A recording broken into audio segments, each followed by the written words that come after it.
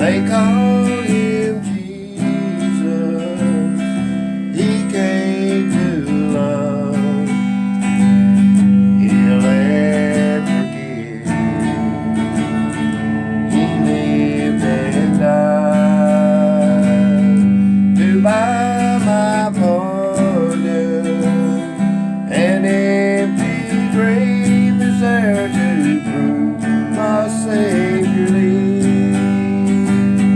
Because He lives, I can face tomorrow. Because He lives, all fear is gone. Because I know who holds the future, and life is worth the living just because He lives. Okay, I figured I'd cut them down so they're not so long, because I want you to learn. I don't want you to get bored with it or anything. Alright, let's go for looking at Cain number 2, or 3, I mean. This is number 3. The firstborn of Adam and Eve. Cain was a former and older brother of the shepherd Abel. When Cain offered in sacrifice the produce of the field, strongly given according to tradition through the Bible, does not say that. God disdained the offering, preferring Abel's sacrifice of the firstborn sheep of his flock. The enraged Cain, who summoned his brother out to a field and killed him. Legend supplies another detail omitted from the bare Bible narrative. The murder weapon was a stone. Okay. Calling Cain to account for the first murder in the human history, the Lord asked him, "Where is Abel, your brother?" Refusing to accept responsibility for the deed, Cain claimed not to know. "Am I my brother's keeper?" Genesis 4:9, he replied, with words that are among the most familiar of biblical questions. But as it turns out, that was not a satisfactory answer. "The voice of your brother's blood cries to me from the ground," Genesis 4:10, the Lord told him. Because of his crime, Cain sentenced to wander the earth, and if he did settle anywhere to farm, his labor would be futile. The ground into which Abel's blood had flowed would refuse to produce crops for him, fearing that he himself would be killed by anyone who encountered him. Cain begged for mercy. "My punishment is greater than I can bear." Genesis 4:13. He pleaded. God showed his favor and mercy by promising to protect him with a mark, unexplained in Genesis, but perhaps a skin blemish or a tattoo. That word attracts. It was a sign that the Lord himself would damage violence if Cain were killed. Then Cain started his wandering in the land of Nod, east of Eden. Genesis 4:16. The very word Nod meaning wandering. According to tradition, he built a city named for his son Enosh. His distinctions are said to have included the Eris, tent-dwelling herdman, metal maker, and music. Cain is mentioned twice in the New Testament. Christians are warned not to be like Cain. 1 John 3:12. Ungodly people are said to walk in the way of Cain. Jude 11. Alright, so there is Cain. So we'll be back in a moment and we'll look at number 4, which is Abel. If you like the video, please share it. And also, while you're here, give it a thumbs up. And if you would like to support the channel, please go to PayPal. And it will be much appreciated. Okay, let's take a look at Cain. And I got me some coffee. And it's like 12 o'clock, 12:30, something like that. Alright, we're going to look at Abel. Alrighty. The second son of Adam and Eve bore name that matched his shortened life, and like his father and elder brother, Cain, who were farmers, Abel became a keeper of sheep, Genesis 4:2. In time, the brothers brought offerings to God, Cain being some of his crop, and Abel bringing the fat portion of the firstborn lamb, in ancient times considered the very best kind of sacrifice. Somehow, it became clear to the brothers that God had accepted Abel's offering, but not Cain's. Cain was enraged and lured his brother into the field. He struck and killed him. Thus Abel, the first to offer an animal sacrifice, also became the first victim of violence in a religious controversy. Okay, so we have that one. So we want to go to number 5 now. So let me get back here to number 5. We have Seth. And it's not that far, not that much. After Cain killed his brother Abel and was banished, Eve bore another son to her husband Adam. She called him Seth, saying, God has appointed for me another child instead of Abel, for Cain slew him. Genesis 4:25. At the age of 105, Seth shared a son, Enoch, and lived after 807 years. The image of God was conferred upon the human race in Genesis 1:26 and 27, was transmitted through the line of Seth.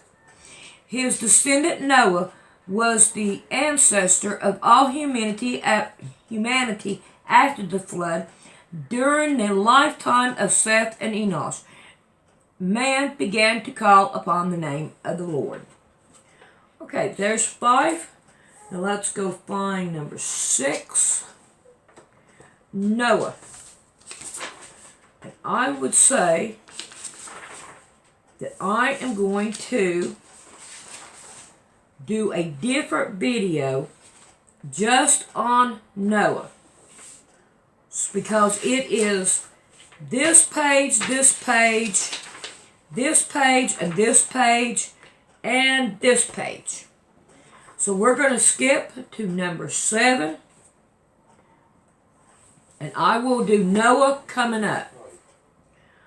Alright, now we have Shem, Ham, and Japheth, which is Noah's children. Okay? So we're going to look at them 3 next. The infamous actor of the Sodomites, Shem, was the oldest of Noah's 3 sons. The other 2 were Ham and Japheth. In 1 Chronicles 1:24, Shem's lineages is recorded down to the 10th generation, which includes Abraham. Noah's 3 sons and their wife accompanied their father and mother on the ark, riding out the storm that inundated the world and sharing in Noah's covenant with God after the flood. Thus, biblical tradition credits Noah's son with the repopulation of the earth, dividing the human race into 3 groups, each of which is descendants from one of the sons. Those who descended from Shem inherit the promised land, displacing the Canaanites, who were descendants of Ham. The book of Genesis foreshadows this charge of the future with the story in which Ham behaved disrespectfully towards his father, gazing at Noah when he became drunk and laid uncovered in his tent. Genesis 9:21. Shem and Japheth respond by walking backwards into the tent, covering their father without looking at him. When he awoke and learned of Ham's disrespect, Noah cursed Cain, the son of Ham, and blessed Shem and Japheth. All right, we're going to go on to number 8.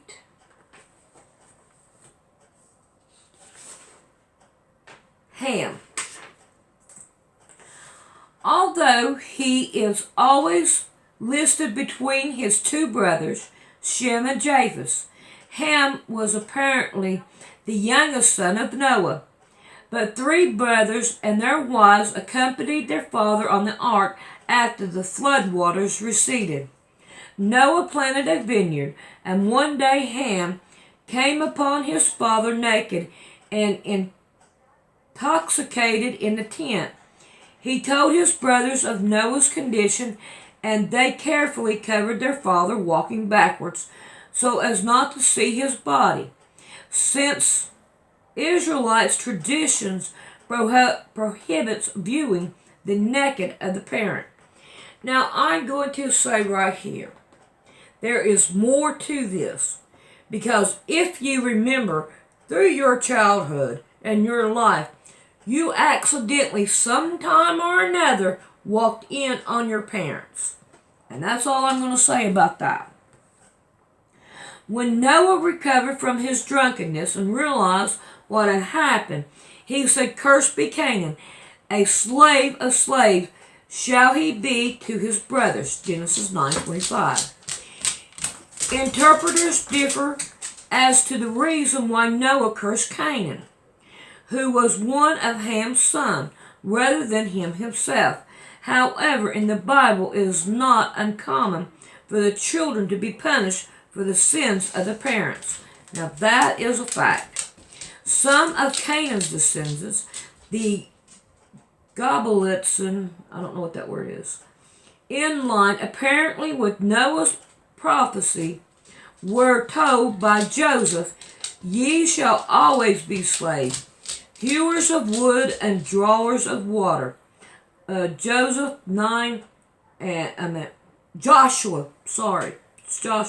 9:23.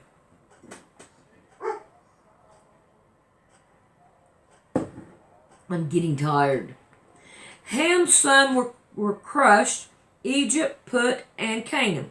The descendants of the 3, and the Cushians and the Egyptians and the Canaanites, figure prominently in the Bible, but apparently engaged the people of the Libya or the Horn of Africa, areas that are mentioned less often.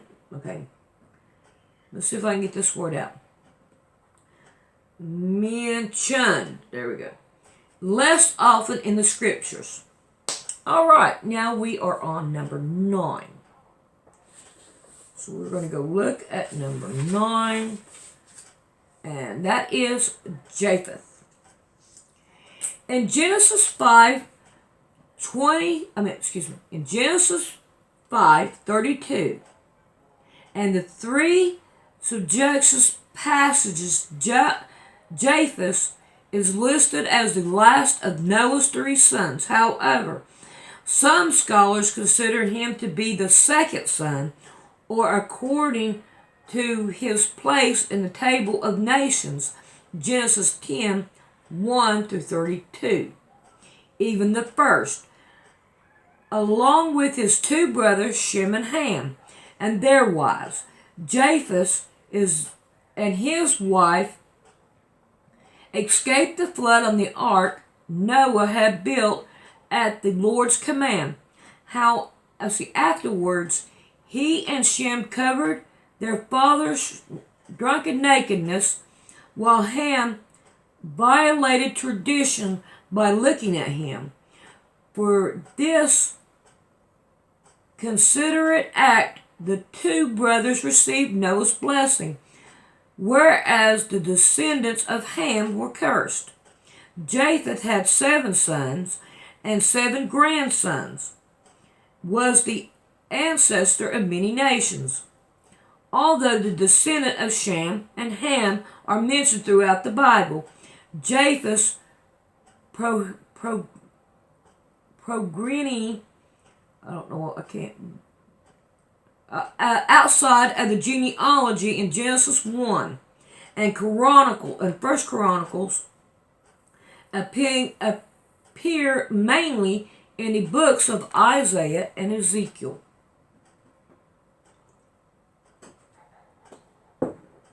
Alright, so there is 9. So now we need 10. And we have, who do we have in 10?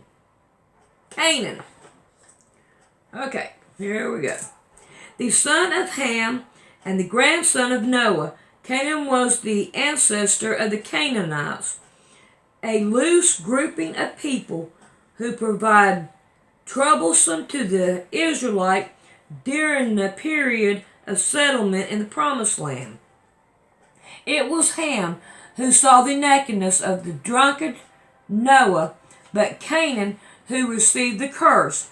A slave of slaves shall he be to his brothers. Genesis 9, 22 and 25.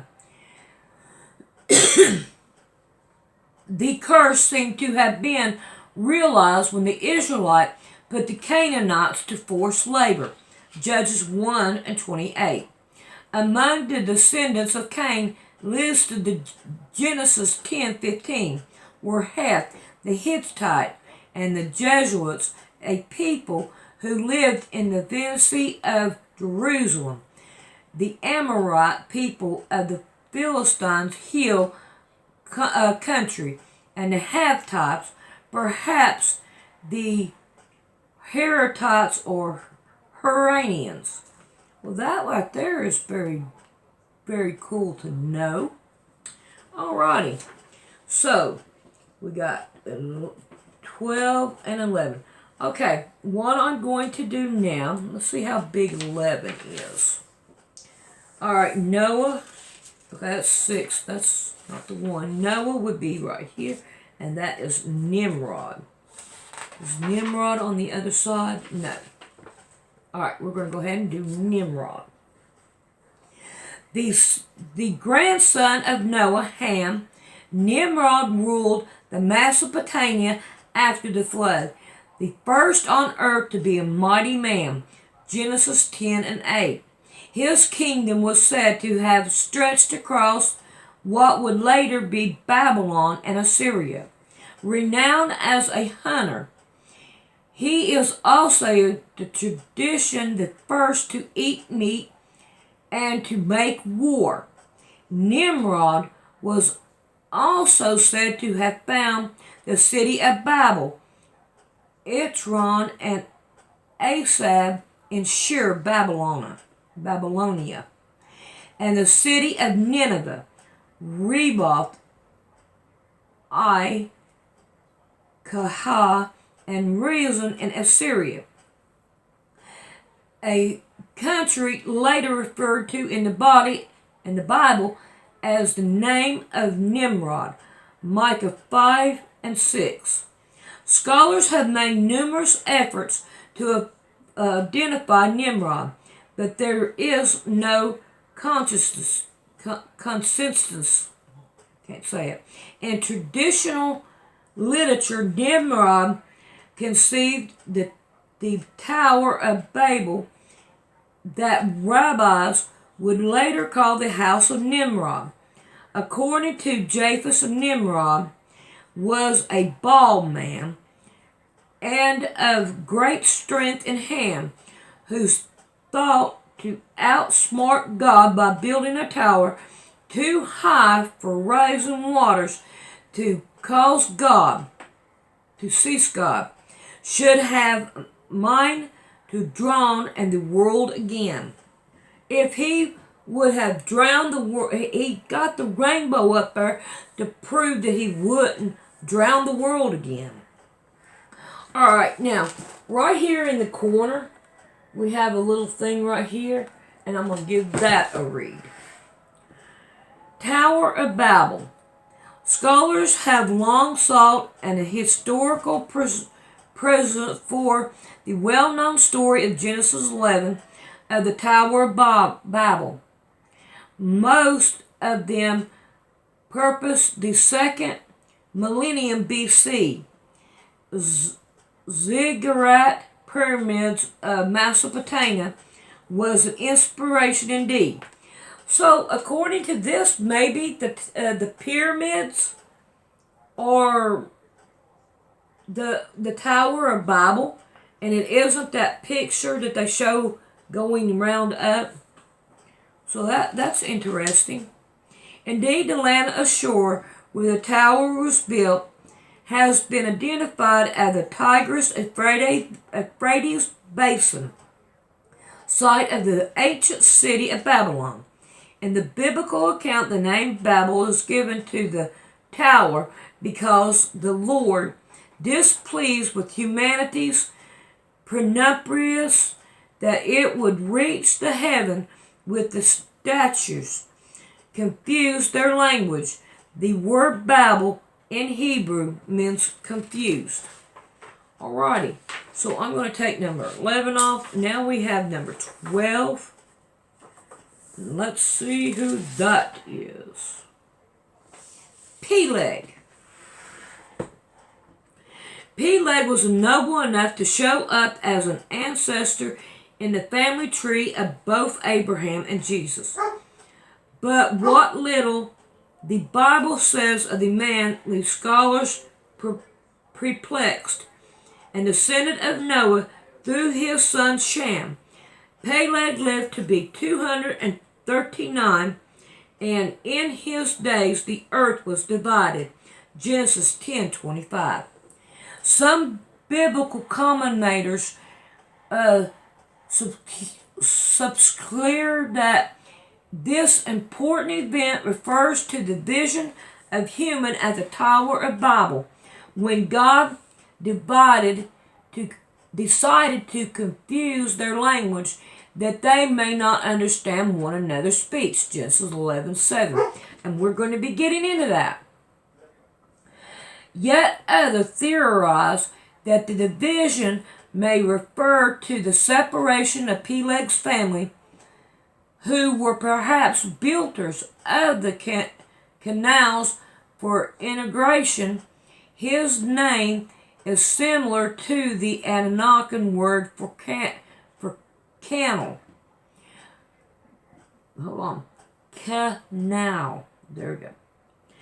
From those people who continued to roam the land as nomadic animal herders instead of settling down as farmers. Okay, so we have got the rest of them except for number 6, and that is Noah. And I will come back and we will read Noah. This is how to donate to my PayPal. You come down here to Poor Man's Sewing, and you mash on Poor Man's Sewing. Then you go over here to About. You mash on About, And right here is to donate to Poor Man's Sewing. Thank you. I appreciate everything that is donated. It will go to the sewing shed that we are working on, or anything that you want me to put it on there, just leave a note on there and I will see what it says. And I really do appreciate you donating and watching my channel. A lot of hugs and kisses to you.